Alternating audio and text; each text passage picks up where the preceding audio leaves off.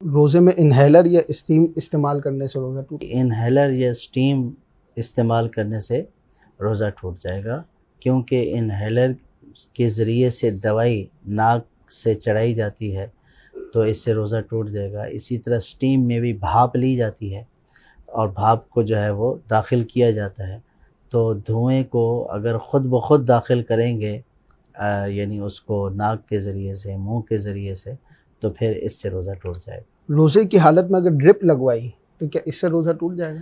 روزے کی حالت میں انجیکشن اور ڈرپ لگانے کا ایک ہی حکم ہے، اچھا۔ یعنی اس سے روزہ نہیں ٹوٹتا ہے، لیکن بعض علماء اس کے ٹوٹنے کا چونکہ کہتے ہیں تو اس لیے احتیاط اسی میں ہے کہ یہ دونوں کام روزے کی حالت میں نہ کروائے جائیں۔ لیکن اگر کسی نے کروا لیا یعنی ڈرپ لگوا لی یا انجیکشن لگوا لیا تو اس سے روزہ نہیں ٹوٹے گا۔ روزے کی حالت میں اگر بخار چیک کیا تھرمامیٹر کے ذریعے تو کیا اس سے روزہ ٹوٹ جاتا ہے؟ تھرمامیٹر جو ہے وہ اچھی طرح صاف کر لینا چاہیے۔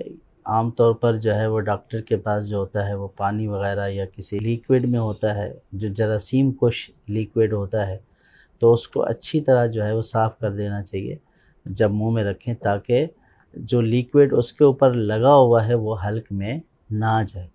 تو اگر اس احتیاط کے ساتھ جو ہے وہ تھرمامیٹر منہ میں رکھا ہے تو اس سے روزہ نہیں ٹوٹے گا۔ ماشاءاللہ۔ گھروں میں تو عام طور پر جو تھرمامیٹر ہوتے ہیں اس میں ایسا اہتمام نہیں ہوتا، وہ تو یہ ہے کہ ڈبے سے نکالا اور فوراً منہ میں رکھ دیا، لیکن اگر تھرمامیٹر جو ہے وہ کسی لیکوڈ وغیرہ میں ہے تو اس کو اچھی طرح صاف کر لینا چاہیے تاکہ وہ حلق میں لیکوڈ یا کوئی پانی وغیرہ نہ جائے۔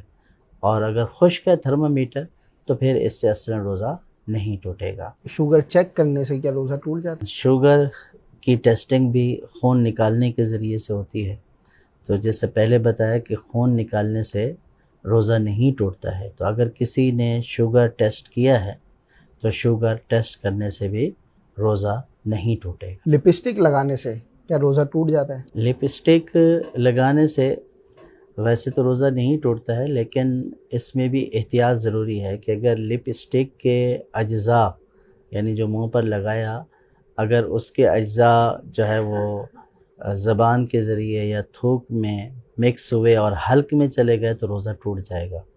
تو اس لیے روزے کی حالت میں اس سے احتیاط کرنا چاہیے، کیونکہ اجزاء جو ہے وہ بڑے باریک ہوتے ہیں، پتہ نہیں چلتا ہے، لیکن اگر اس کا وہ منہ میں چلے گا اور اس کا ذائقہ حلق میں محسوس ہوا تو پھر اس صورت میں روزہ ٹوٹ جائے گا، ورنہ روزہ نہیں ٹوٹے گا۔